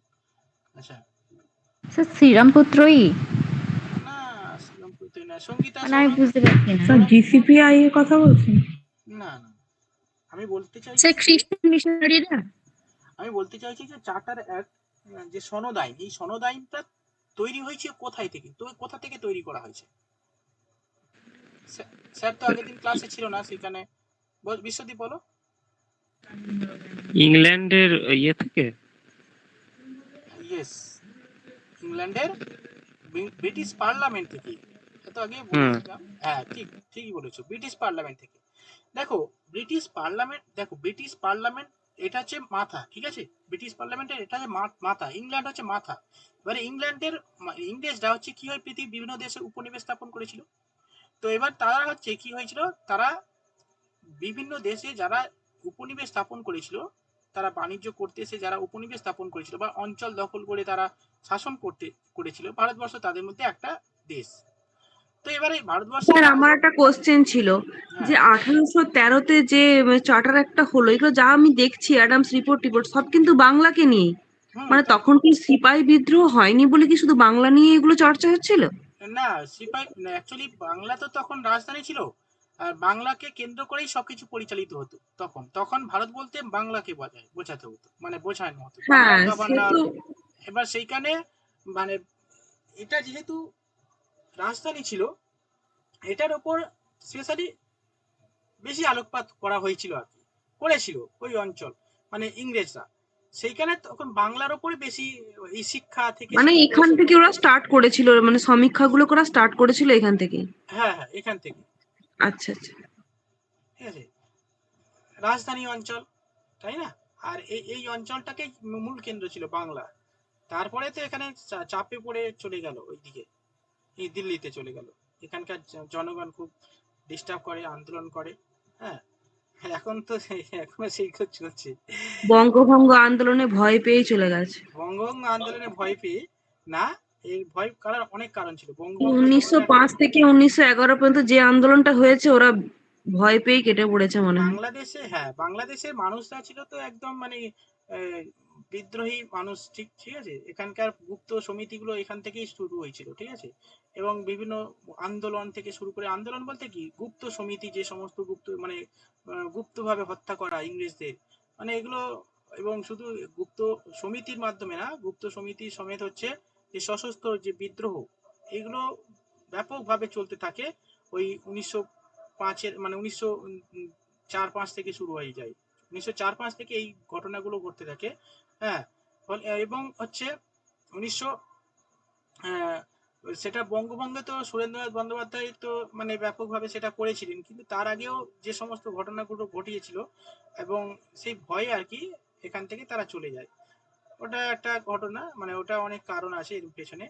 তো যাই হোক আর কি, এই বাংলাদেশকে কেন্দ্র করে তখন সবকিছু পরিচালিত হতো আর কি। তো চার্টার অ্যাক্ট কি, এগুলো হচ্ছে ব্রিটিশ পার্লামেন্ট থেকে ভারতবর্ষকে কন্ট্রোল কাকে করবে, এই ইস্ট ইন্ডিয়া কোম্পানি, যারা কিনা ভারতবর্ষকে পরিচালিত করতো, ইস্ট ইন্ডিয়া কোম্পানি। তো ইস্ট ইন্ডিয়া কোম্পানি লাগাম টানার জন্য বা ইস্ট ইন্ডিয়া কোম্পানির যে কার্য পরিচালনা তাদের হাতে নিয়ে রাখার জন্য, মানে ইংল্যান্ড ব্রিটিশ পার্লামেন্টের হাতে রাখার জন্য এই অ্যাক্টগুলো প্রবর্তন করেছিল, ঠিক আছে। মানে হচ্ছে, মানে একটা কোম্পানি ভারতবর্ষকে শাসন করবে, তার কিছু রুলস অ্যান্ড রেগুলেশন সেটা ঠিক করা দেওয়া হতো ব্রিটিশ পার্লামেন্ট থেকে। ওকে, বুঝতে পেরেছো? যেমন ধরো আমাদের পার্লামেন্টে, আমাদের যে সংসদে কি হয়, নানা ধরনের বিল পাস হয় না, শীতকালীন অধিবেশন, গ্রীষ্মকালীন অধিবেশন, এই যে লোকসভা নির্বাচন হচ্ছে, এর মাধ্যমে আমরা কি নির্বাচন করব, আমরা এমপি নির্বাচন করব। এই এমপি গুলো পার্লামেন্টে যাবে, মানে ব্রিটিশ পার্লামেন্টে যাবে না, আমাদের সংসদে যাবে, দিল্লিতে যাবে, ঠিক আছে। একবার ওখানে যেতে পারলে ব্যাস লাইফ একদম সেটেল। হ্যাঁ, তো লাইফ সেটেল মানে কি বুঝতে পারছো? তো সেটা বলতে চাইছি না। এই সমস্ত মন্ত্রীগুলো, এমপি কি করবে, পার্লামেন্টে যাবে, তারা আইন তৈরি করবে, মানে আমাদের জনকল্যাণের জন্য আইন তৈরি করবে, ঠিক আছে। এবং নানা ধরনের আইন যেগুলো আমরা পালন করতে বাধ্য হব, ঠিক আছে। যেমন নাগরিকত্ব আইন, ঠিক আছে, বা হচ্ছে বিভিন্ন ধরনের এই যে সিএএ, ক্যাক, ক্যা মানে হচ্ছে এনআরসি, ক্যাক ফ্যাক ইত্যাদি ইত্যাদি, এই সমস্ত আইন কানুনগুলো, এগুলো সবই কিন্তু, সিটিজেনশিপ অ্যামেন্ডমেন্ট অ্যাক্ট। হ্যাঁ, সিটিজেনশিপ থেকে শুরু করে সমস্ত কিছু, একটা রাজ্য তৈরি থেকে সবকিছু, সমস্ত আইন, ঠিক আছে, ওই পার্লামেন্ট তৈরি হবে এবং জনগণ মানতে বাধ্য যদি সরকার অ্যাপ্লাই করে। ঠিক আছে, তো সেরকম ব্রিটিশ পার্লামেন্ট থেকে এই অ্যাক্ট, চার্টার অ্যাক্ট করা হয়েছিল। ঠিক আছে, চার্টার অ্যাক্ট 1833 সালে করা হয়েছিল। এর ফলে যেগুলো হয়েছিল তোমরা জানো। এর পরবর্তীকালে 20 বছর এই চার্টার অ্যাক্ট মানে সংশোধন হয়, রিভিউ হয় প্রতি 20 বছর অন্তর অন্তর। যেমন আমাদের 5 বছর অন্তর অন্তর এই লোকসভা নির্বাচন হয়, তো নতুন নতুন তারপরে অনেক বিল তৈরি হয়। ইউনিফর্ম সিভিল কোড, ঠিক আছে, এটা একটা আইন। এই ইউনিফর্ম সিভিল কোড যদি বলা হয়, এই যে লোকসভা নির্বাচন যদি হয়ে গেলে সরকার বলে ইউনিফর্ম সিভিল কোড মানে সকলের জন্য সমান আইন, এক দেশ এক আইন। এটা যদিও এখন কেন্দ্রীয় সরকারের আলোচ্য বিষয়, মূল বিষয়বস্তু। ঠিক আছে, প্রথম কোন রাজ্য হয়েছিল বলতো, হয়েছে এই ইউনিফর্ম সিভিল কোড? উত্তরাখণ্ড। হ্যাঁ, উত্তরাখণ্ড। আজকের মক টেস্টে মনে হচ্ছে দিয়েছি এটা। উত্তরাখণ্ড মক টেস্টে এখন দেবে না, রাতের দিকে দেবে, মানে এখন দিবে না কেন, এখন আজকে পড়ি দেওয়ার পরে দেবে, কারণ অনেকেই তো দিয়েছে দেখছি। ও আচ্ছা আচ্ছা, দিয়ে একটা প্রশ্ন এখান থেকে করেছি যেগুলো পড়ায়নি এখনো। ঠিক আছে, আহ, তো স্যার, এবারে তাহলে কি লোকসভা ভোটের পর গোটা দেশে লাগু হয়ে যাবে এটা, ইউনিফর্ম সিভিল কোডটা? এইগুলো ওদের ব্যাপার, এটা আছে আর কি, মানে এদের মানে এগুলো কি বলতো, সেই থাকে না কিছু কিছু এজেন্ডা, যেগুলো এজেন্ডার উপর ভিত্তি করে করে, এইগুলো এজেন্ডার মধ্যে আছে, এগুলো হবে। ঠিক আছে, আচ্ছা আচ্ছা। ইউনিফর্ম সিভিল কোড, এই সমস্ত বিষয়গুলো হবে, চালু হয়ে যাবে। তো যাই হোক আর কি, এইগুলো আর কি। আচ্ছা, এবার ব্রিটিশ পার্লামেন্ট থেকে এরকম 20 বছর অন্তর, মানে ধরো 1813 সালে এই চার্টার অ্যাক্ট হয়েছিল। এবার যে চার্টার অ্যাক্ট হয়েছে 1833 সালে, এই চার্টার অ্যাক্টটা খুবই গুরুত্বপূর্ণ একটা চার্টার অ্যাক্ট। ঠিক আছে, 1833 সালে যে চার্টার অ্যাক্টটা হয়েছিল, আচ্ছা জিসিপিআই কবে গঠিত হয় লিখে দিয়েছি, 1823। 1823। লেখানো আছে তো, হ্যাঁ সহেলি লেখা আছে, যারা নতুন, হ্যাঁ স্যার, লিখিয়ে দিয়েছেন। আগের দিন লেখা আছে তো, তাহলে ঠিক আছে, হ্যাঁ হ্যাঁ। ঠিক আছে ঠিক আছে। আচ্ছা, এবার লেখো 1833 সালে চার্টার অ্যাক্ট, হেডিং করো।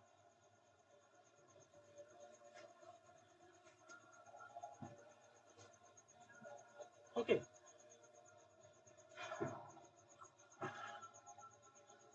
আচ্ছা 1833 সালে চার্টার অ্যাক্ট একটু বলে দিই তারপরে। 1833 সালে যে চার্টার অ্যাক্ট হয়েছিল, এই চার্টার অ্যাক্টে অনেকগুলো বিষয় ছিল, সেই চার্টার অ্যাক্টের বিষয়গুলো লেখাবো, ওগুলো পলিটির মধ্যে থাক, ওগুলো করতে হবে না। 1833 সালে যে চার্টার অ্যাক্ট হয়েছিল, সেই চার্টার অ্যাক্টের মাধ্যমে কি করা হয়েছিল, যে বলা হয়েছিল যে যত তাড়াতাড়ি সম্ভব যে শিক্ষার জন্য যে 1 লক্ষ টাকা বরাদ্দ করা হয়েছিল, এটা অ্যাপ্লাই করার জন্য। ঠিক আছে, অ্যাপ্লাই করার জন্য এটা বলা হয়েছিল। এবং সেই সময় আর কি আমাদের ওই 1833 সালে যখন চার্টার অ্যাক্ট পাস হয় আর কি, সেই সময় আমাদের গভর্নর ছিলেন আর কি, বাংলার গভর্নর, পরবর্তীকালে ভারতের গভর্নর জেনারেলে কনভার্ট হয়ে যায় 1833 সালে চার্টার অ্যাক্টের মাধ্যমে। ঠিক আছে, 1833 সালে চার্টার অ্যাক্টের মাধ্যমে বাংলার গভর্নর জেনারেল কি হয়, গভর্নর জেনারেল অফ ইন্ডিয়া হয়ে যান লর্ড বেন্টিং। হ্যাঁ বেন্টিং হয়েছিলেন। একদম, বাংলার গভর্নর জেনারেল হয়ে যায় governor general of in India. India. হ্যাঁ, ওকে। এবার গভর্নর জেনারেল অফ ইন্ডিয়া হয়ে তিনি কি করলেন, তিনি বললেন যে ভাই এইসব নাটক বন্ধ করো, যা এরকম যেমন নাটক হচ্ছে আমাদের, এসব নাটক বন্ধ করো, যত দ্রুত সম্ভব 1 লক্ষ টাকা ব্যয় করতে হবে শিক্ষা খাতে। ঠিক আছে, তো সেই জন্য আর কি বেন্টিং তার সচিব ছিল, পার্সোনাল যে সচিব ছিল, সেই সচিবকে ডেকে পাঠায়, ভাই যত দ্রুত সম্ভব ব্যবস্থা করো। কি ব্যবস্থা করতে হবে, যত দ্রুত সম্ভব অ্যাপ্লাই করো, একটা রিপোর্ট তৈরি করো, মেকলেকে নির্দেশ দেন। ঠিক আছে, এবং মেকলে অনেক কিছু বিবেচনা করে, মানে মেকলে মানে একটা কমিটি নিজের কমিটি গঠন করলো আর কি মেকলে, এবং সবকিছু বিবেচনা করলো, পাশ্চাত্যের কি প্রবলেম সবকিছু বিবেচনা করলো, নিজেই করলো। ঠিক আছে, করে তিনি একটা রিপোর্ট পেশ করেন, যেটা মেকলে মিনিটস নামে পরিচিত। এবং সেই মেকলে মিনিটসে কি বলা হয়েছিল, যে ভাই আমি মেকলেকে যিনি নির্দেশ দিয়েছিলেন যে তুমি যা করো তুমি করো এবং দ্রুত সম্ভব করো, যত দ্রুত সম্ভব করো। মেকলে ছিলেন একজন হচ্ছে আধুনিক পাশ্চাত্যবাদী একজন ব্যক্তি। তিনি যে রিপোর্টটা দেন এবং সেই রিপোর্টে বলা হয়েছিল যে ভারতবর্ষের শিক্ষা ব্যবস্থা, যেটা 1833 সালে বলে দেওয়া হয়েছিল ব্রিটিশ পার্লামেন্টে থেকে, যে ভারতবর্ষের আমাদের সংস্কৃতি বিকাশ ঘটাতে হবে। ঠিক আছে, সংস্কৃতি বিকাশ ঘটাতে হবে। প্রাচ্যবাদীরা যেটা বলেছিলেন যে আমাদের যে সাহিত্য রয়েছে, মানে আমাদের যে সাহিত্য বলতে কি আমাদের যে ভারতীয় সাহিত্য রয়েছে, সেই সমস্ত সাহিত্যের উন্নতি ঘটাতে হবে। মানে কি সংস্কৃতি, আরবি, এগুলো উন্নতি ঘটাতে হবে, এটা প্রাচ্যবাদীরা বলছে।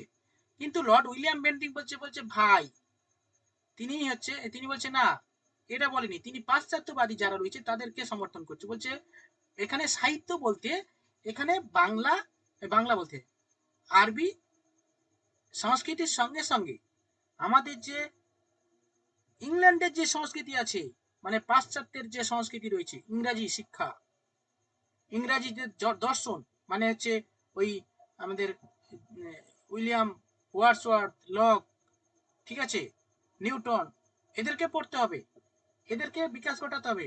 ভারতীয় মানে বিজ্ঞান এর সঙ্গে এদের সমন্বয় করতে হবে। এটাই হচ্ছে পাশ্চাত্য দর্শন। এবং এটাকে তিনি বলছেন যে হ্যাঁ, এই ভারতীয় সংস্কৃতি বলছে তোমাদের ওই শুধু ভারতীয় সংস্কৃতি তা কিন্তু না, এটা হচ্ছে ইংল্যান্ডের সমস্ত ইউরোপীয় সংস্কৃতিকে বোঝানো হচ্ছে। ঠিক আছে, আর পণ্ডিত বলতে কেবল ওই দেশীয় পণ্ডিত, হ্যাঁ, বোঝাচ্ছে না। এখানে পণ্ডিত বলতে আমাদের আধুনিক শিক্ষায় শিক্ষিত, ইংরেজি শিক্ষায় শিক্ষিত সমস্ত যারা এডুকেটেড রয়েছে তাদেরকেও বোঝানো হচ্ছে। ফলে সেইখানে তিনি বললেন যে ভারতবর্ষের শিক্ষা ব্যবস্থা হবে পাশ্চাত্য শিক্ষার মাধ্যমে, এবং লর্ড উইলিয়াম বেন্টিং সেটাকে সাপোর্ট করেন। ঠিক আছে ভাই, চলো ইংরেজি শিক্ষার মাধ্যমে শিক্ষা দেওয়া হবে। তো মেকলে হচ্ছে তিনি রিপোর্ট পেশ করেন, এবং রিপোর্ট পেশ করার সঙ্গে সঙ্গে তিনি অনেক কিছু বলেন আর কি। ঠিক আছে, যে ভারতবর্ষে শিক্ষা দেওয়া হবে কেবলমাত্র কেবলমাত্র কিছু ব্যক্তিদের, কিছু মুষ্টিমেয় কিছু ব্যক্তিদের শিক্ষা দেওয়া হবে, যারা অভিজাত ফ্যামিলি, সবাই শিক্ষা নেবে না। তাদের মাধ্যমে আস্তে আস্তে শিক্ষাটা ইনফিল্ট্রেশনের মাধ্যমে নিচের দিকে, মানে নিচের স্তরে মানুষদের কাছে যাবে। ঠিক আছে, এটাই মেকলে বলেন। তাহলে মেকলের যে থিওরি সেটা হচ্ছে ইনফিল্ট্রেশন থিওরি নামে পরিচিত। এবং তিনি কেবলমাত্র ভারতীয় যে সংস্কৃতিকে অপমান করেন, অনেক বাজে বাজে কথা বলেন। ঠিক আছে, ভারতবর্ষের যে সাহিত্য রয়েছে, ভারতবর্ষের যে কালচার রয়েছে, ইংল্যান্ডের একটা লাইব্রেরি, ছোট্ট লাইব্রেরির সমান। ঠিক আছে, ভারতবর্ষের যে শিক্ষা ব্যবস্থা আছে, এই চিকিৎসা ব্যবস্থা আছে, এটা একটা ঘোড়ার, মানে বলছে আমাদের সেই ঘোড়া না হাতির যে চিকিৎসা হয়, সেই চিকিৎসার সমান। ইংল্যান্ডে ঘোড়া হাতির যে চিকিৎসা হয় তার সমান, ভাবো। এইরকম নানা রকমের উল্টোপাল্টা কথা বলেন, খারাপ ভারতীয় যে সংস্কৃতি তাকে একটা ছোট করেন আর কি। ছোট করে তিনি বলছেন যে আমাদের ইংল্যান্ডের একটা লাইব্রেরি যা আছে সেটা হচ্ছে পুরো প্রাচ্য যে সংস্কৃতি আছে তার সমান। ঠিক আছে, এবং তিনি বলেন যে ভারতবর্ষের শিক্ষা দেওয়া হবে পাশ্চাত্য শিক্ষার মাধ্যমে, যেটা ওই কিছু মুষ্টিমেয় বিত্তশালী ব্যক্তিদের শিক্ষা দেওয়া হবে, এবং সেই শিক্ষা আস্তে আস্তে ভারতীয়দের নিচের স্তরে মানুষদের মধ্যে সেটা পৌঁছে যাবে। এটাকে বলা হয় ইনফিল্ট্রেশন থিওরি, এটাকে বলা হয় মেকলে মিনিটস। চুইয়ে পড়া নীতি। এটাকে বাংলায় বলে চুইয়ে পড়া নীতি। চলো এবার লেখো, আর অনেক কথা হয়েছে, এবার লেখো গল্পটা। লেখো 1833 সালে চার্টার্ড অ্যাক্ট হেডিং করেছো, করে লেখো এবারে।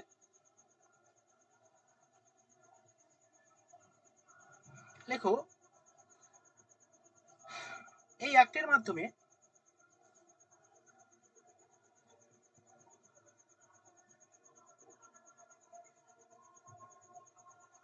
First time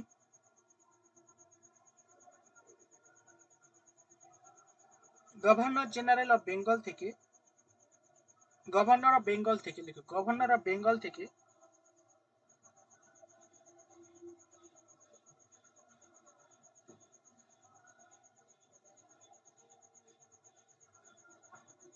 governor general of ইন্ডিয়াতে কনভার্ট হয়।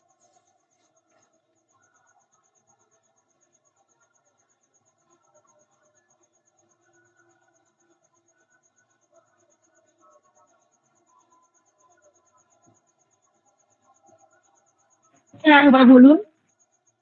এই রিপোর্টে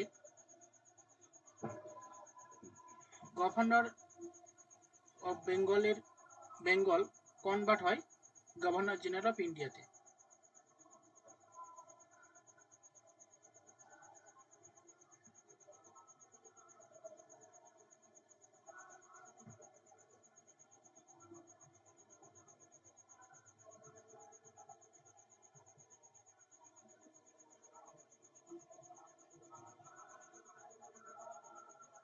Okay.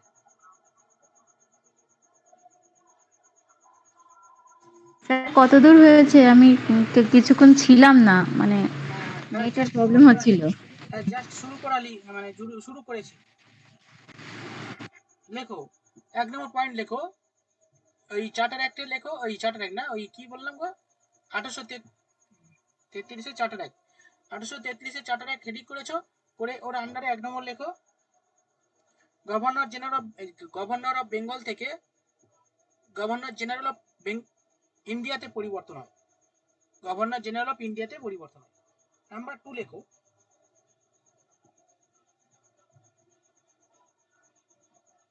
এটা কি আপনি 1 নম্বর পয়েন্ট বললেন? হুম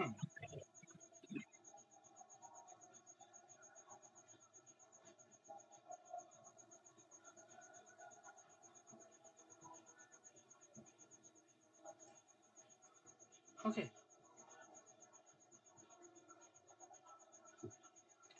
নেক্সট দেখো, এই আইনের মাধ্যমে লেখো 1833 সনদ আইনে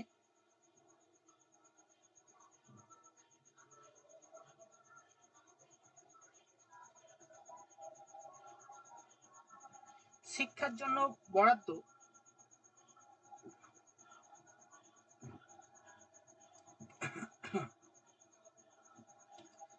10,000 পাউন্ড থেকে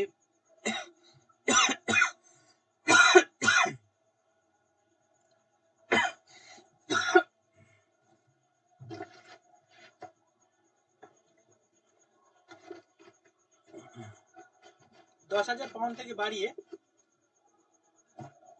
1 লক্ষ পাউন্ড করা হয়। 1 লক্ষ টাকা করা হয়। দেখো এখানে স্যার, 1 লাখ থেকে 10 লাখ করা হয়েছিল স্যার। 1 লাখ থেকে 10 লাখ করা হয়েছিল টাকাটা। 10 লাখ পাউন্ড 10 লাখ কোথাও তো থাকে না, 10 লাখ না, 1 লক্ষ টাকা। আপনি পাউন্ড বলছেন না?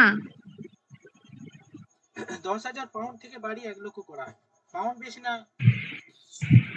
স্যার 1813তেই তো 1 লক্ষ বলেছিল না? এই দেখো, হ্যাঁ এই জায়গাটায় আমি জানি প্রশ্ন আসবে, আমি একটু ভালো করে বলে দিই। দেখো 1813 সালে যেটা বলা হয়েছিল না, সেটা হচ্ছে সব মিলিয়ে 1 লক্ষ টাকা। ঠিক আছে, মানে শিক্ষা থেকে শুরু করে সমস্ত বিষয়, সাহিত্য ফাহিত্য যা কিছু। কিন্তু স্যার আমরা তো আগে পড়েছি 1 লক্ষ থেকে 10 লক্ষ করা হয়।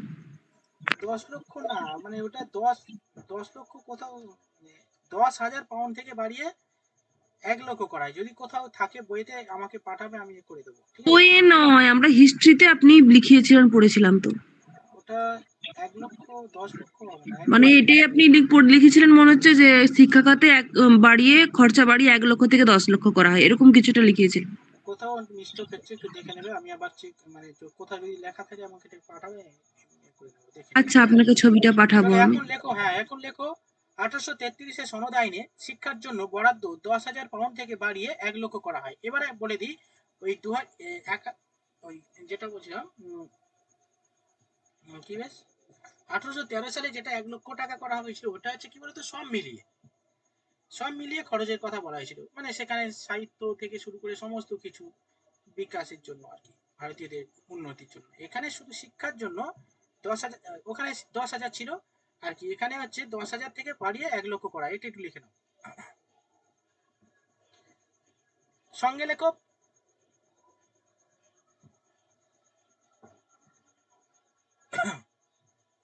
প্রাচ্য ও পাশ্চাত্যের দ্বন্দ্বের মীমাংসার জন্য। এটা 3 নম্বর পয়েন্ট। ওর সঙ্গে লেখো,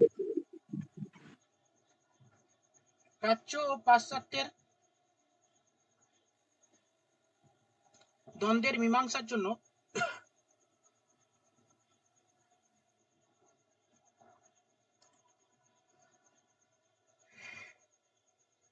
বিশেষ ব্যবস্থা গ্রহণ করা হয়।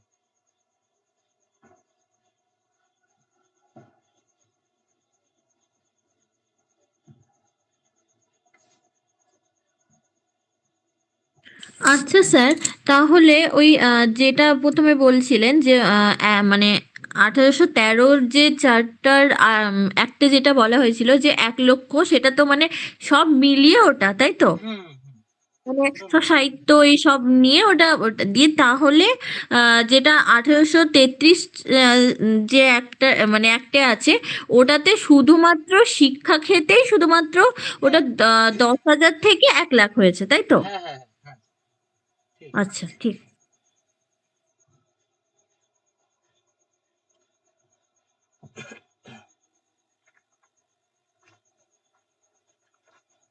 ঠিক আছে, চলো নেক্সট লেখো। নেক্সট লেখো বড়লাট, প্যারা চেঞ্জ করে লেখো বড়লাট লর্ড বেন্টিং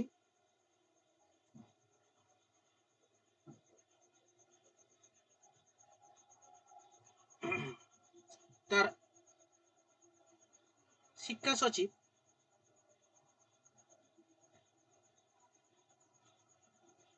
মেকলেকে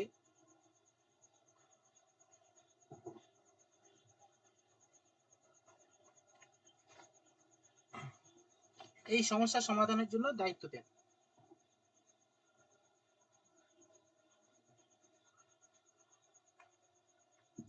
এই সমস্যা সমাধানের জন্য দায়িত্ব দেন।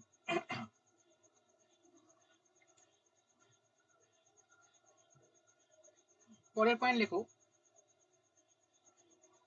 মেকলে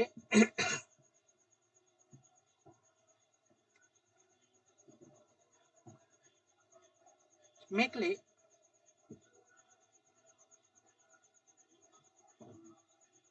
সমস্ত কিছু পর্যবেক্ষণ করে 1835 সালে 2রা ফেব্রুয়ারি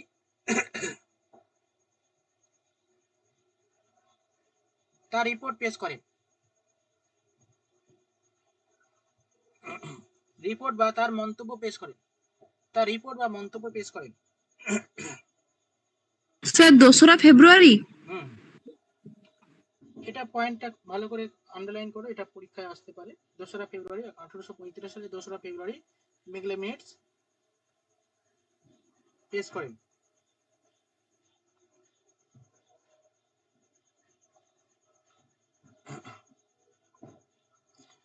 তার কয়েকটি মন্তব্য লেখো, এবার হেডিং করো মেকলের মন্তব্য। মেকলে মিনিটস মন্তব্য। মেকলের মন্তব্য কি ছিল? আচ্ছা, এই যে মেকলে মিনিট, এটা মেকলে মিনিটস নামে পরিচিত, ঠিক আছে, বা মেকলের বক্তব্য নামে পরিচিত।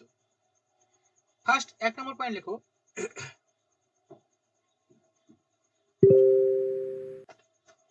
ওকে, ফার্স্ট পয়েন্ট লিখো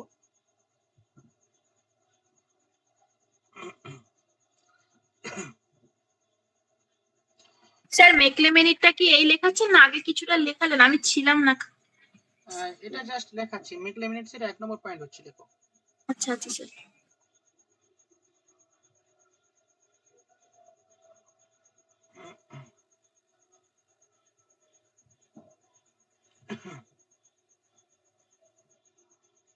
ওকে, লেখো মেকলে 1813 সালে সনদ আইনের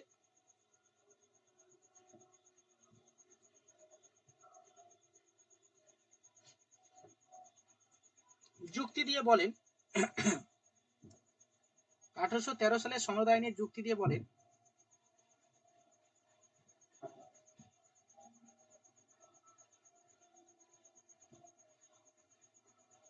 সাহিত্যের উন্নয়ন বলতে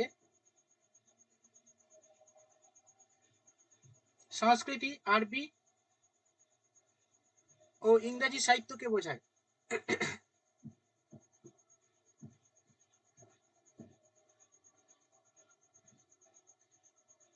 নাম্বার 2,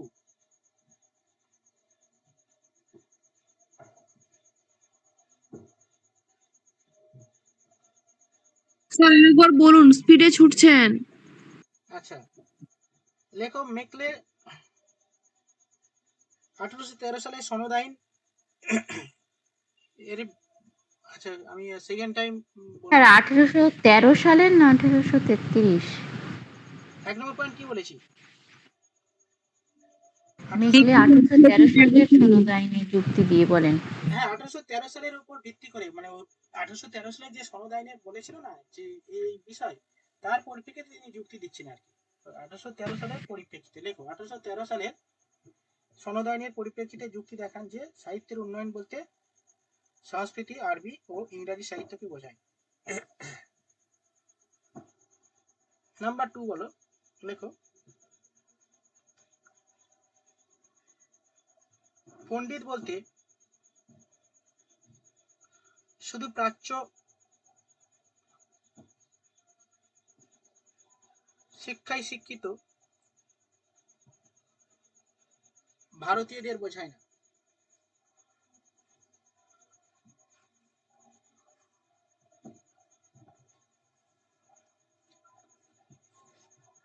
লেখো মিল্টন, লক,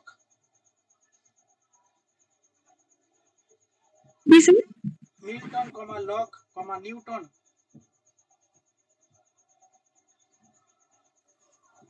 প্রভৃতি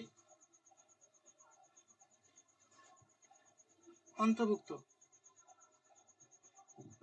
মানে এই পণ্ডিত বলতে এরা এদেরকেও বোঝানো হয়। নেক্সট লেখো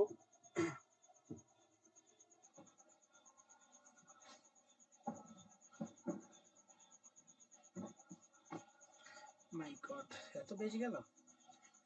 আচ্ছা তারপর লেখো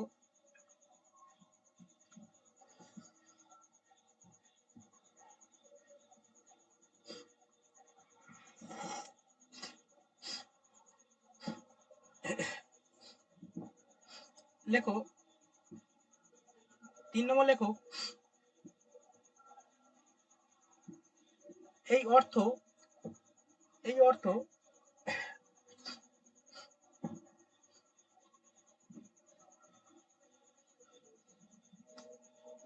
কেবল প্রাচ্য সাহিত্যের পুনর্জীবনের জন্য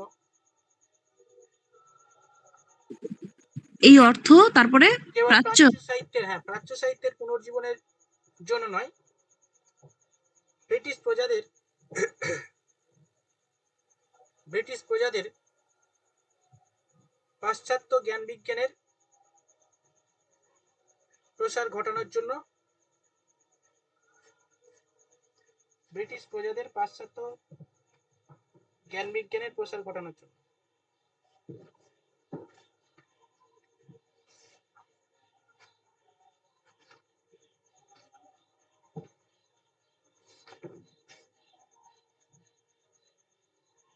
নেক্সট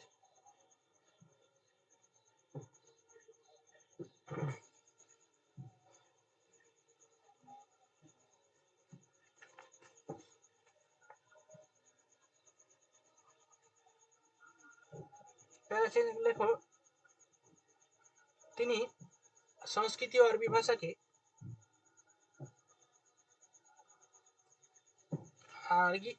তিনি সংস্কৃত ও আরবি ভাষা সম্পর্কে ঘৃণ্য মন্তব্য করেন।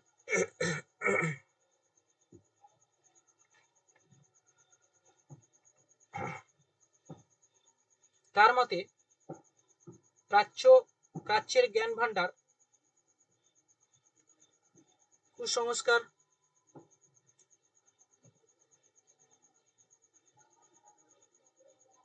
ও অসঙ্গতিতে আচ্ছন্ন।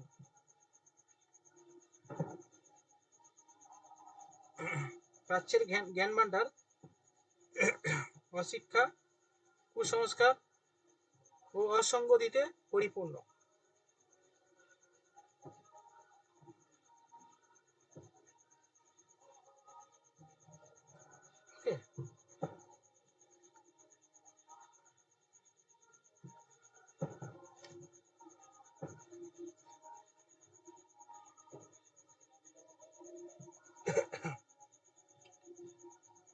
আচ্ছা নেক্সট এবারে আরো খারাপ কিছু বলেন, অত কিছু মোটামুটি লেখো, 2-1টা লেখো, তারপরে লেখো, তারপরে প্যারা চেঞ্জ করে লেখো, তিনি ইংরাজি ভাষা ও পাশ্চাত্য জ্ঞান বিজ্ঞানের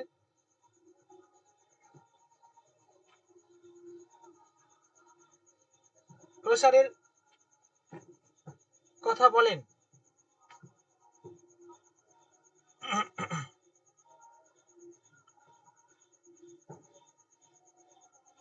তার মতে আধুনিক জ্ঞান বিজ্ঞান এর চাবিকাঠি হলো ইংরাজি। আধুনিক জ্ঞান বিজ্ঞানের চাবিকাঠি হলো ইংরাজি।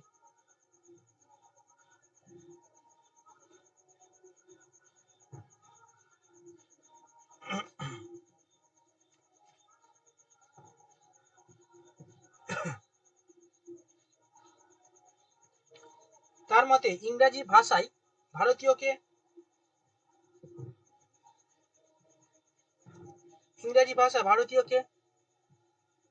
ইংরেজি রুচি, মতধারা, লাইনটা আরেকবার বলুন, ইংরেজির পরে। ইংরাজি ভাষায় ভারতীয়কে ইংরেজি রুচি, ইংরেজি রুচি, মতধারা, নৈতিকতা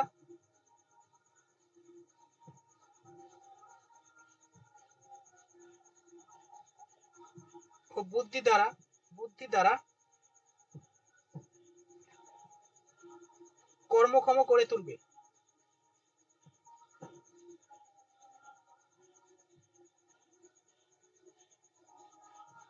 প্যারা চেঞ্জ করে লেখো, তার মতে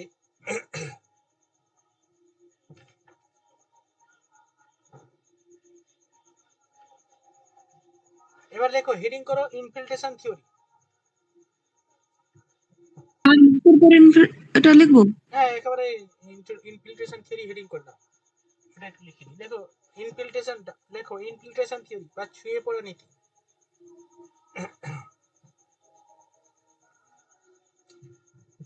মেকলের মতে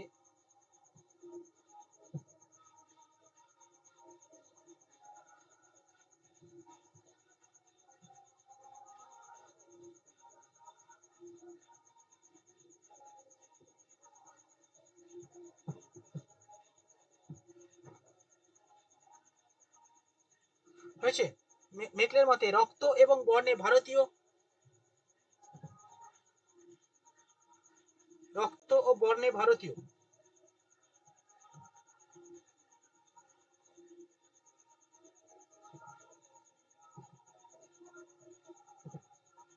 হয়েছে, কিন্তু মানসিকতায়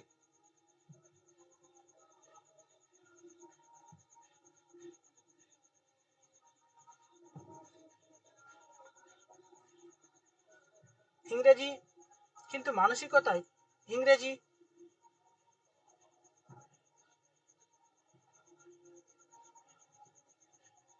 উচ্চ ও মধ্যবিত্ত শ্রেণীকে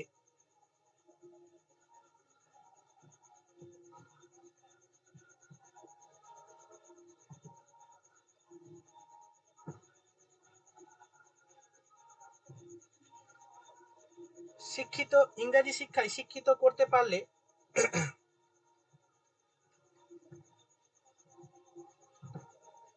সেই শিক্ষা স্বাভাবিকভাবে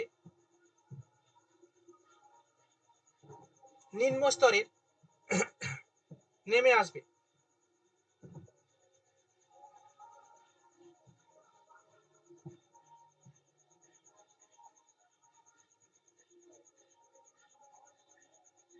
শিক্ষার ইতিহাসে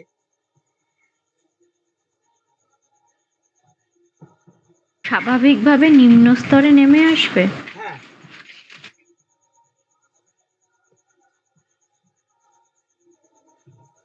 হয়েছে, শিক্ষার ইতিহাসে মেকলের এই নীতি,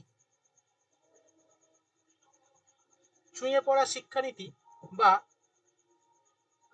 ডাউনওয়ার্ড ইনফিল্ট্রেশন থিওরি নামে পরিচিত।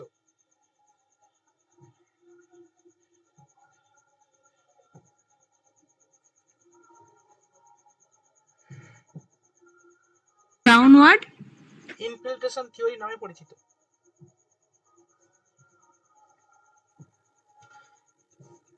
দেখো, আসলে মেকলে চেয়েছিলেন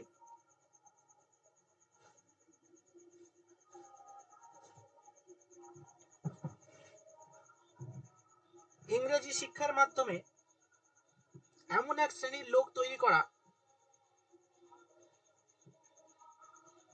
ইংরেজি শিক্ষার মাধ্যমে এমন এক শ্রেণীর লোক তৈরি হবে যারা বর্ণে ও রক্তে শুধু ভারতীয় থাকবে,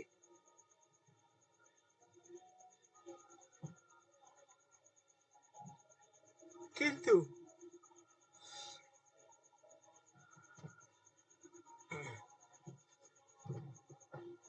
রুচি, নীতি,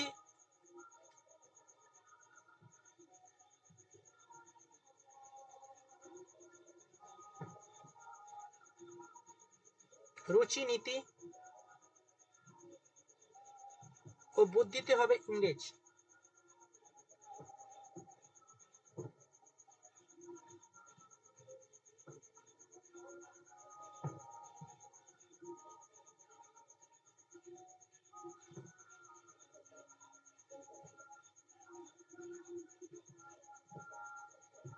ওকে,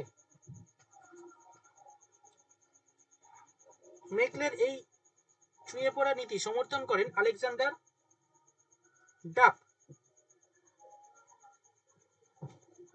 ঠিক আছে, মেকলের এই ছুঁয়ে পড়া নীতিকে সমর্থন করেন আলেকজান্ডার ডাফ।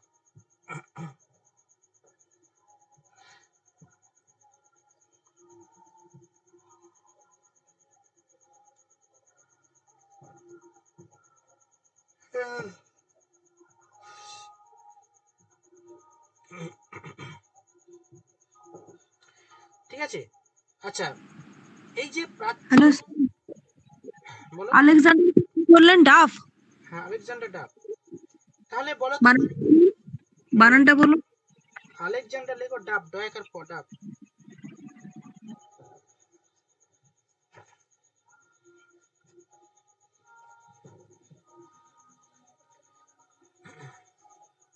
আচ্ছা, প্রাচ্য এবং পাশ্চাত্যের যে দ্বন্দ্বটা মিটে গেল, মেটালোকে লর্ড উইলিয়াম বেন্টিং এর প্রচেষ্টা মেকলে।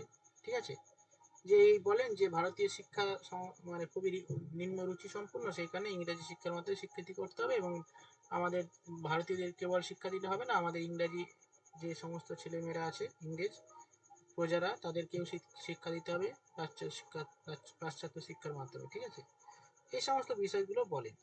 তো প্রাথমিক অবস্থায় যে প্রাচ্য এবং পাশ্চাত্যের দ্বন্দ্ব হয়েছিল আর কি, তার প্রথম অবস্থায় কি ছিল, মানে আমাদের যে এই যে দ্বন্দ্ব বা প্রাচ্য পাশ্চাত্যের যে মানে যে দ্বন্দ্ব, ঠিক আছে, এই দ্বন্দ্বের প্রাথমিক অবস্থায় কেমন ধরনের শিক্ষার কথা বলা হয়েছিল?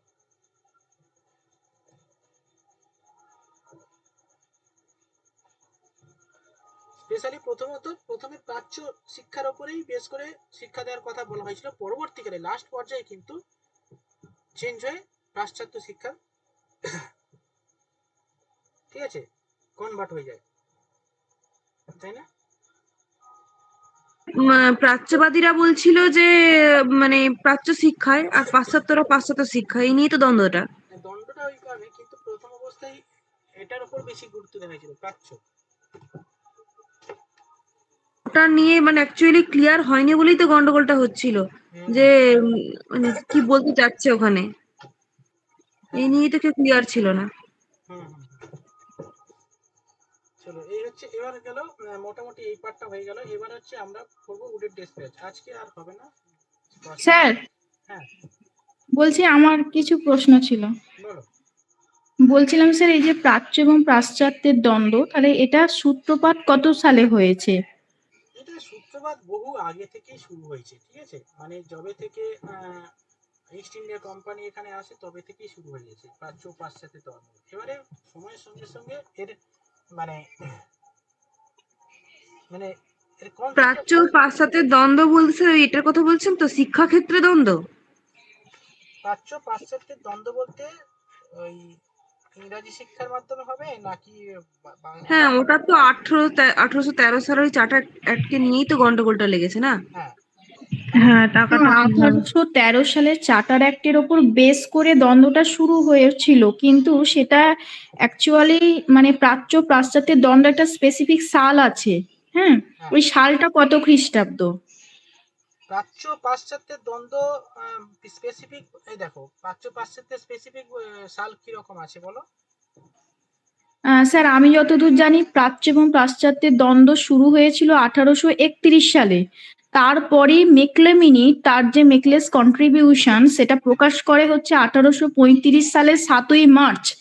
তারপরে মেকলেমিনিট মানে সে ওইটা প্রকাশ করেছিল, তারপর তো সেটার অ্যাপ্লিকেশনটা জমা করেছিল হচ্ছে 1835 খ্রিস্টাব্দের 2রা ফেব্রুয়ারি।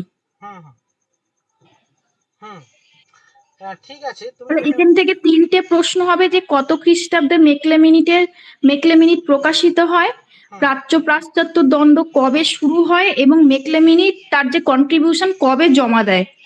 হুম তুমি বলছো যে মানে 1813 মানে চার্টার অ্যাক্টের উপর বেশ করে হয়েছে, এটা ঠিকই, কিন্তু ওই যে আপনি যে 1835 সালটা লিখলেন, মানে এই 1835 খ্রিস্টাব্দের 2রা ফেব্রুয়ারি মেকলে তার মিনিট জমা দেন, আর তার মিনিটটা প্রকাশিত হয়েছিল হচ্ছে 1835 সালের 7ই মার্চ। আচ্ছা, হুম মানে সার্ভে প্রকাশ হয়, তারপরে হচ্ছে রিপোর্ট পেশ করে, ঠিক আছে। আর তুমি বলছো 31 সালে হয় মেকলেমিনির, মানে না, প্রাচ্য পাশ্চাত্য দ্বন্দ্বটা শুরু হয় কত সালে? 31-এ? 1831 সালে, এটা স্যার আমি যতদূর জানি। এবার স্যার আপনি একটু এটা দেখে নেবেন, 1800? যদি আমার কোনো ভুল হয়ে থাকে স্যার তাহলে এটা আমাকে একটু তাহলে মানে বা সবাইকে একটু কারেকশন করে দেবেন। শুরু হয় তো অনেক আগে গো।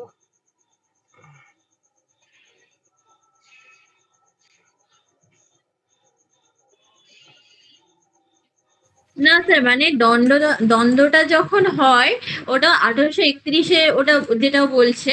এবার তারপরে মানে মানে যেটা 33-এ বলছেন, যে মানে 1831, 33-এ, সরি 33-এ না কত? হুম হুম 31 31।